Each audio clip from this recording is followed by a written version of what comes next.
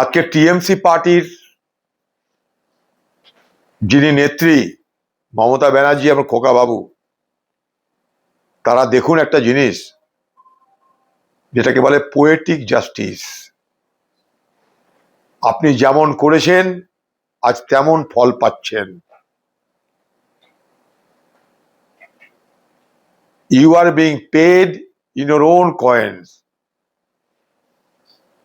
তোমরা বাংলায় এইভাবেই বিরোধী দলকে তছনছ করে দিয়েছিলে।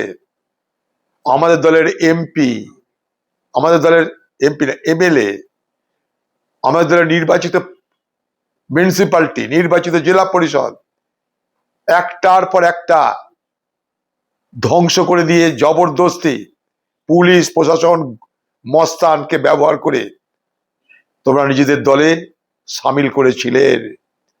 তখন আমরা যখন প্রতিবাদ করতাম তখন তোমরা বলতে উন্নয়নের জন্য মমতা ব্যানার্জি টিএমসিতে যোগদান করছে। এই মুখ্যমন্ত্রী মমতা ব্যানার্জি, এই তৃণমূল দল প্রচার করেছিল অদিত চৌধুরী হিন্দু, বারবার হিন্দুকে ভোট দিয়েছ, এবার মুসলমানকে ভোট দাও, ক্রিকেটার মুসলমান তাকে ভোট দাও। ক্রিকেটার বেচারা সে কি করবে? টাকা পয়সা নিয়ে সে ওখানে চলে গেল, পরিচয় দিল কি আমি ইমামের ছেলে, ঘটনাচক্রে সে ইমামের ছেলে। পরিচয় দিল কি আমি মসজিদে বড় হয়েছি, আমি নামাজ পড়তে জানি, দিন রাতে নামাজ পড়েছে। মসজিদে গিয়ে মৌলবীদের সেখানটা একটা করে কোরআন দিয়েছে। তারপর দিদি দেখলো যদি তাতেও না হয়, দাঙ্গা লাগিয়ে দেওয়া হলো। তার দলের এমএলএ হুমায়ুন কবির বলছে দাঙ্গা লাগানোর পর 30 ভাগ হিন্দু 70 ভাগ মুসলমান, মুসলমান মনে করে সব হিন্দুকে মেরে গঙ্গায় ভাসিয়ে দিতে পারে।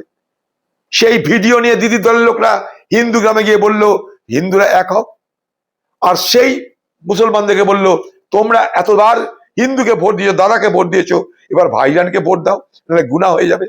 এই তো ভোট হয়ে গেল। দেখ এবার মজা।